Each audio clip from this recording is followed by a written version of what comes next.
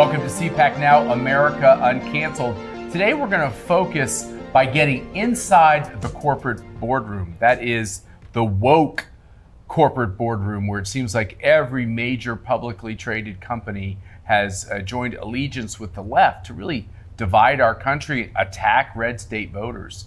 The latest iteration of this is company after company agreeing not just to say they publicly support abortion, but to pay for all abortions for all their employees and travel costs and do almost everything possible to subsidize abortion on demand through all 9 months for any reason. And of course, I'm here with Mercedes, and we're joined by a very important person to us, a good friend and a CPAC board member, Bill Walton. And fellow resident of Rappahannock County, Virginia. That's Actually, right. you guys across the border in Madison, but you will count. We still hang out together. And Bill has his own show, The Bill Walton Show, which of course is streamed on cpac.org. And I always say it's like the intellectual show. Matt, I don't know what our show is, but his show is definitely the intellectual show. You learn so much from history to what's happening now in America and really the challenges that we're facing. Great, thanks. Well, Bill, let's just start off.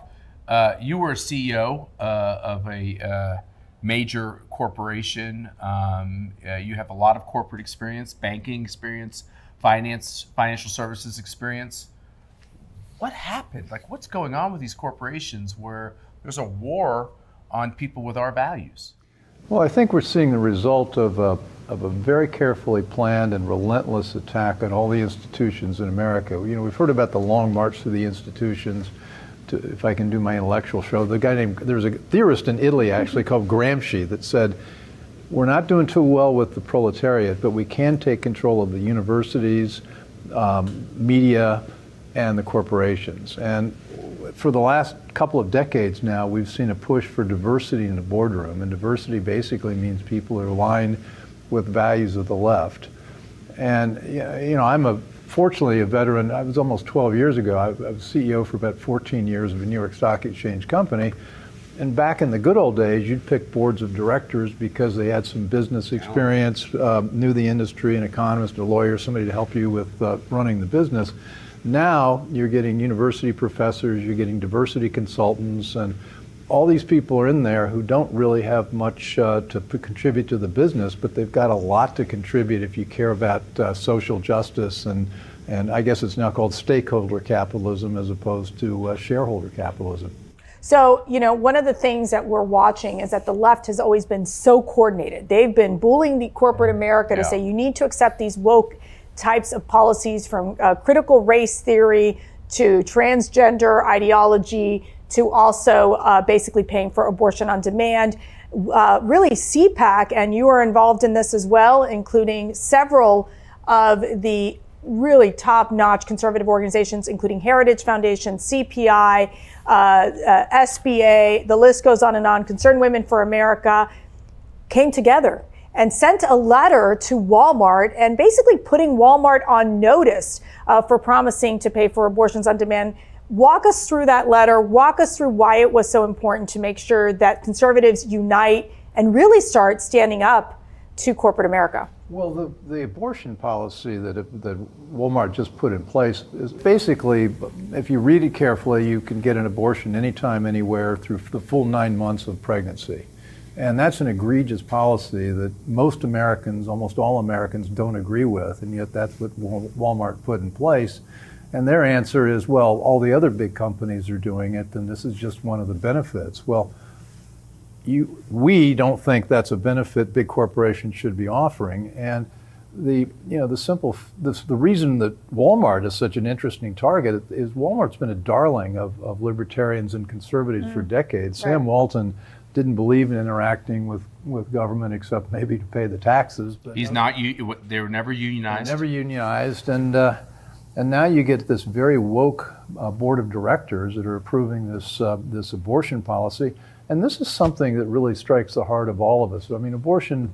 You know, I come off of Wall Street. Abortion is not typically an issue you think of associated with somebody from Wall Street, but when you see that baby, when you see that life in the womb with the cameras, you know instantly that that's a human being.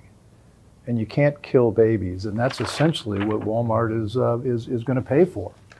And as we know, corporations never like bad press. That's for sure. And they might have their own pushback, but it sounds like they've changed their policy to pay for abortion on demand. I think it came out, it was in a breaking news story in the Daily Wire. Go to our website, cpac.org, to basically take a look at this letter. There's a great quote in there. Surely, as board members with a fiduciary responsibility to our shareholders, you must understand the Walmart's increasingly woke policies are alienating millions of your customers who will take their business elsewhere. And then it says, your founder, Sam Walton, would be appalled. Your reaction? Well, I had a hand in writing that. That's why I brought it up. So, it's extremely well written. but it Yes, is true. it is. I mean, Walmart has drifted so far away from its roots. And there may be customers of Walmart and there may be employees of Walmart that think this policy is just fine. But our guess is that there are tens of millions of Walmart customers that would be, using our word, they're appalled Right. that Walmart's in the abortion business. And the purpose to this is to get it out and publicize it so all of America, and Walmarts all over the world, knows what Walmart is doing. Right. And we're not exactly calling for a boycott, but if you walk into the Walmart store, you understand what the executives believe and what the board of directors believe. And one of the things we did here in this letter, which is different from the past and what people have done, is you write a letter to this nameless, faceless corporation. If you go onto the website and you go onto the internet, you'll see the list of the names of all the directors of Walmart. And as somebody who's been in a lot of boardrooms, the board of directors don't really want to go out public on particularly an issue like this. Right. And we think they need to have personal ownership of this decision that Walmart's made. And if you know these people, ask them why they're doing what they're doing. Matt, let me turn to you a little bit here, because we saw when Black Lives Matter, when that became such a powerful force where it really went into corporate America asking for millions of dollars. So you saw firsthand how these companies would just give this money away to Planned Parenthood and Black Lives Matter. Yet it doesn't happen on the conservative side in any way. Why do you think that is? Is it just because the left just does a better job of telling these guys, look, pay up or else? Or what's happening here? The problem for conservatives is we have a conscience, and they take advantage of that with us. Yeah. They know we believe in limited government. They know we believe in less regulation. They know we believe in lower taxes. So when you're running a group like CPAC, you've been on the board of several of these companies, like or entities like Tea Party Patriots and CNP and these other entities, Heritage. And so they just assume that we'll do the right thing because we believe the right thing. So all their money goes to the left, which they used to kind of buy them off, a la Jesse Jackson and the Rainbow Push Coalition. All the corporate money goes. All the corporate money goes to those groups to try to buy a little love and keep them off. None of the money really goes to the right, who actually is an ally on the policy. And so to me, the big thing in the letter, and we've written a couple of these, we've written one to Delta Airlines, we wrote one to Major League Baseball, and CPAC has had a fair degree of success, most of it under the radar, basically letting these entities know, these corporations know, these woke corporations know, we're not going to do their bidding anymore. Don't count on us to casually advocate for the things that you want in a budget bill or in the tax code, because we actually don't care anymore. You know what we care about? We care about the mom and pop you're competing against so effectively. We'd actually like to bolster them, because if these big corporations don't believe in our country, don't believe in its founding, and are literally funding the groups that are ripping us apart. Think about this. Most of these corporations, after this terrible election we had last cycle, they decided they wouldn't give any PAC money to an election denier. Right. Think of J6. They're saying, Liz Cheney is now telling us, no money for election deniers. She's going to fight election deniers. Benny Thompson, the chairman of the J6 committee, is an election denier, Nancy a Pelosi. real one. Nancy Pelosi is an election denier. Yeah, But not that one, not- yeah. So- not the 20. The if it's in 2016 another one. election. If it's a Republican who wins, they deny it, whether it was George Bush, Right. Dick Cheney, in great irony. Most of these people said Dick Cheney wasn't properly elected. They used to call Dick Cheney Darth Vader. Let's be real. That's right, they hated him. So many Republicans came to his defense, and look what Liz Cheney did, which was absolutely betray the look, the Republican point is Party. that if these corporations will basically say that voter ID is racism, if they will fund all the climate alarmism, even though it makes all of our lives harder because it makes energy much more expensive, if they will fund all of these things, where do conservatives finally say enough is enough? If we can't protect that unborn child, which you just described, which we have all the technology in the world to know when life begins. We know when the science is clear. Right. If we can't take a stand on this, we'll not take a stand on anything. And I really want to applaud these other conservative leaders who are starting to step up, I think, in a much more strategic way. I think boycotts are good, but they've only been so successful. I think threatening letters are useless. I think letters that actually demonstrate that we're changing our tactics. And we're united. This is, I think, such a positive start for the conservative movement, because we need our groups to be united, and these wonderful, talented leaders, at the Heritage Foundation, obviously Penny Nance Congressional Partnership Institute, Jim DeMint, Mark Meadows. And the key is saying, together, united, we can really make an impact. And these congressional members also, like Jim Banks and Jim Jordan, they're on the front lines fighting with us. So what happens when CPAC does this with close partnership with Penny Nance and Concerned Women for America? Penny Nance has led this battle, not us. Penny Nance deserves the credit. We're really trying to make the fight internally to keep these abortion policies at least somewhere in a reasonable position.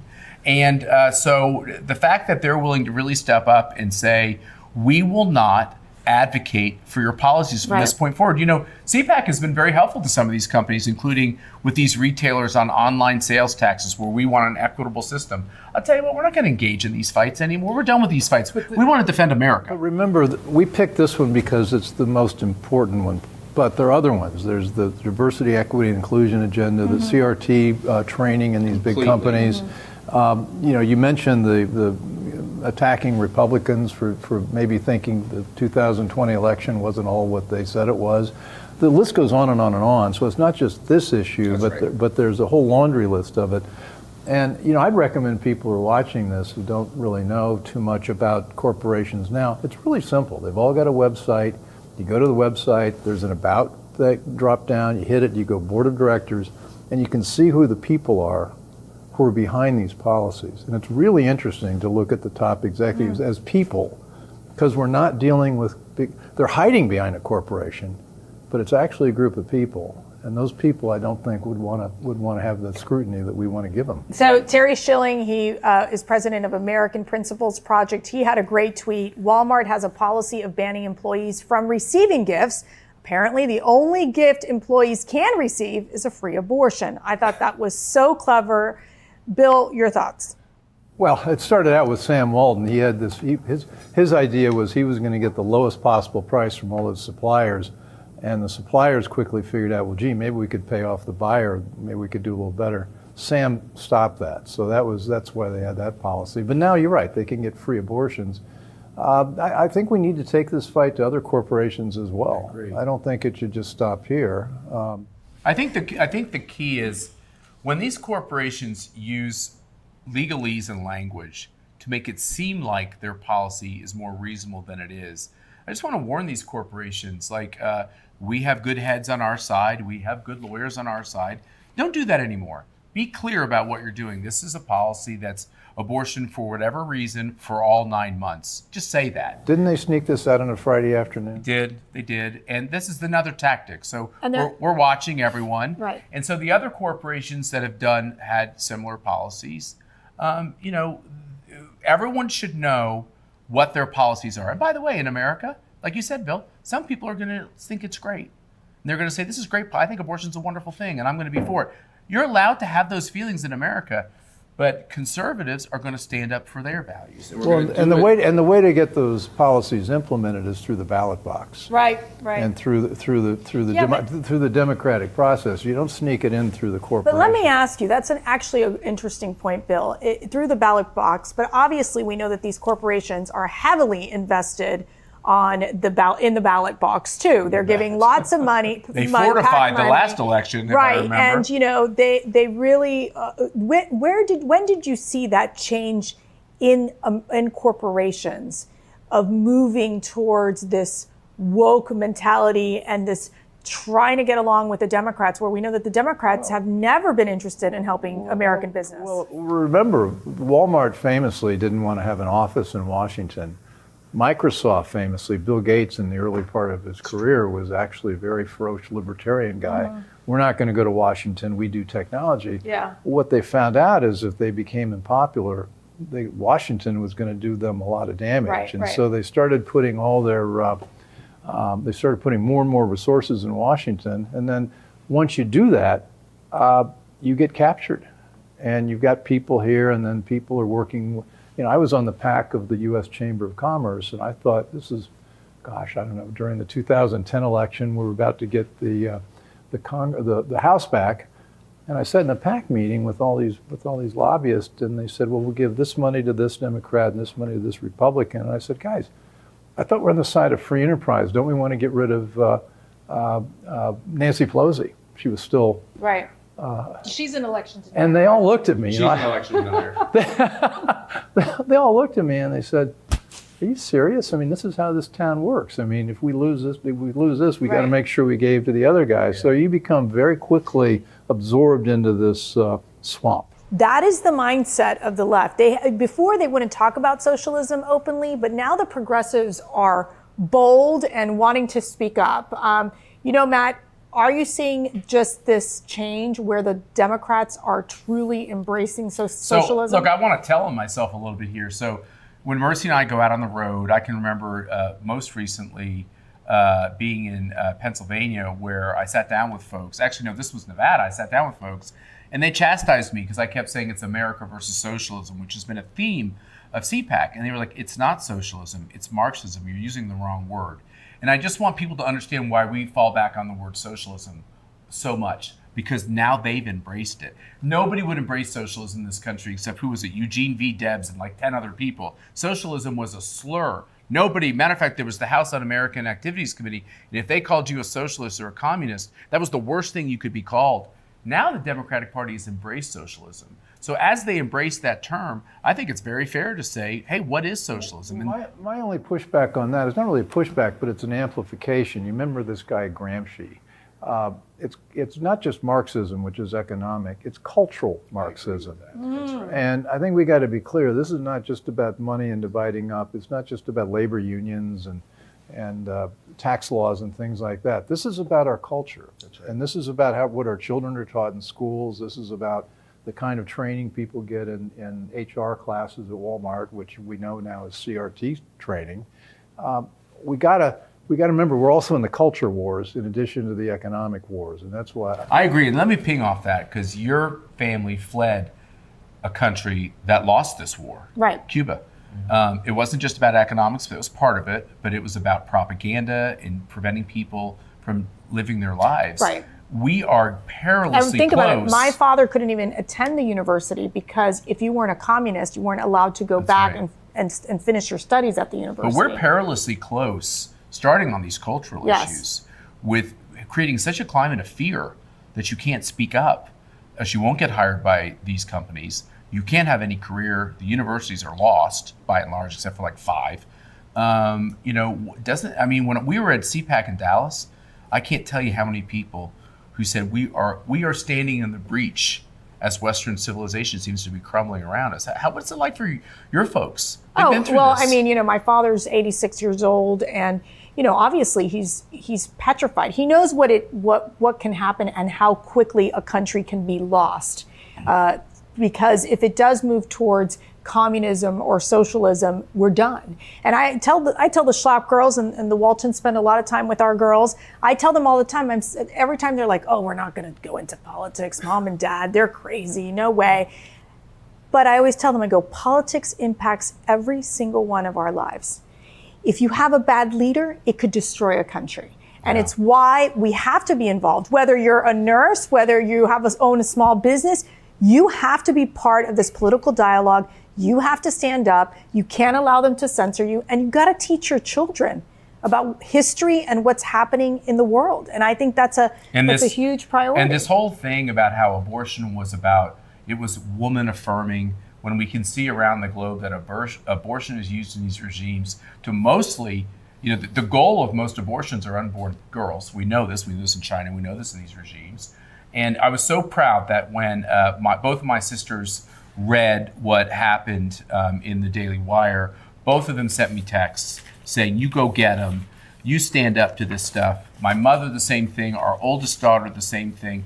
We have to throw away this idea that somehow this is about men keeping women down. No, this is a human rights question, and companies shouldn't be on the wrong side of human rights. But they're not just on the wrong side of human rights when it comes to abortion. They're on the wrong side of the Uyghurs in China. They're on the wrong side of slave labor to make their products. And if you'll kill an unborn child and cheerlead it and subsidize it, I don't think there's many other worse things. You're going to be for a lot of bad things along the way. But remember, we're also for a healthy adoption program. I mean, we're not just in the business of saying, gee, you got to have the baby and just live with it.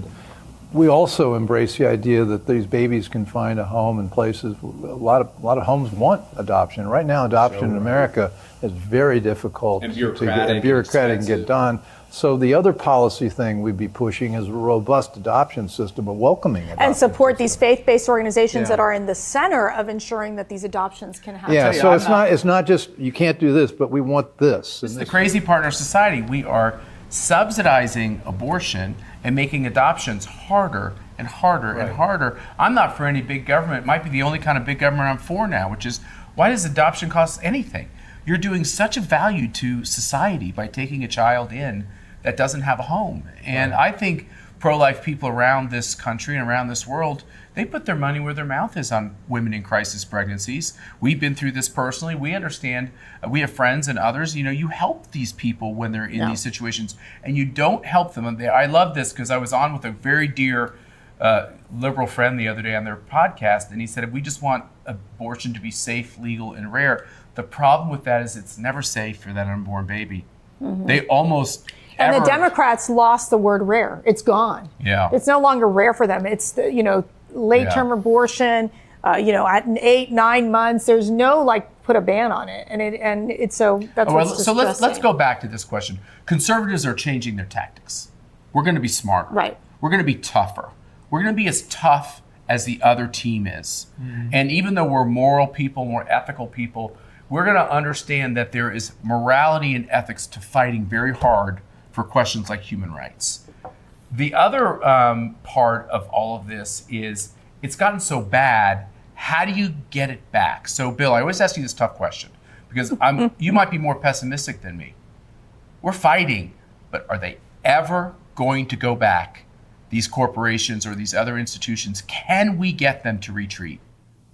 I don't think we can get them to retreat as corporations, but my favorite line of action is that these corporations are a collection of people. And I think we ought to challenge them to come out in public and defend what they're doing. And I don't think they are very comfortable doing that. And there's kind of this group thing. We've all said, well, this is the liberal good thing to do. If you really press them on that, I don't think they can defend it. I don't think they can defend if I took an individual board member at Walmart, I doubt if they could very seriously defend an abortion in the last trimester. And yet that's what they put. My guess is they don't know what the policy is. My guess is they're a little confused. Well, that happens in a boardroom. They say, we're going to do this, blah, blah, blah. Figure it out quickly. And I think that basically exposing them and having them have to answer the question is a great first start. I agree. So, Bill, final thoughts for you before we wrap up. Well, I hope the Republicans take the education issue up as aggressively as they should. What we saw with parents and school boards and the absolute totalitarian natures of school board, you will be taught critical race theory, you parents are domestic terrorists. I think we got to start locally with schools. I mean, all these debates come back to, we've got to fix education. Well, let's fix education by fixing K-12. And you can fix K-12 by getting control of school boards and curriculum. And whether that does anything with big corporate, I'd rather have my kids being taught things that America is a great country and about freedom and about some of these value issues than what they're being taught now. Right, and Governor Ron DeSantis actually had a great victory this past week where the school board, basically we've seen a shift to now conservative school board members, big Look, this is a winning, this idea Ron of being DeSantis. pro-parents, raising their kids What a and concept. instilling their values, it's going to be enduringly politically popular throughout this country. And I love the fact that the Democrats are all saying, hey, there's really no big red wave. Yeah. We're misreading the landscape. I love the fact that they hold a special election in a Democrat seat, which they hold, that Joe Biden carried, and they're like, hey, this is no big red wave. Yeah. We can actually win in Democratic seats. I mean, here's what I keep saying to the Democrats, and I really do. This is from my heart. You're right. There is no big red wave. the woke thing is totally working for you. You should double down on the woke thing. I think you should do the tranny reading rooms at younger ages, and you ought to just keep doing this. It's working great, and it's all going to work out great. Okay. Well, Bill Walton, thank you for joining us. I think you added, IQ points to the show, so we really appreciate that. And you all remember, not only can you watch us online, but you can download the podcast. It's America Uncanceled with Matt and Mercedes Schlapps. Anywhere you can download a podcast. We'd love for you to keep watching and share it with your friends. Thanks so much, and good night.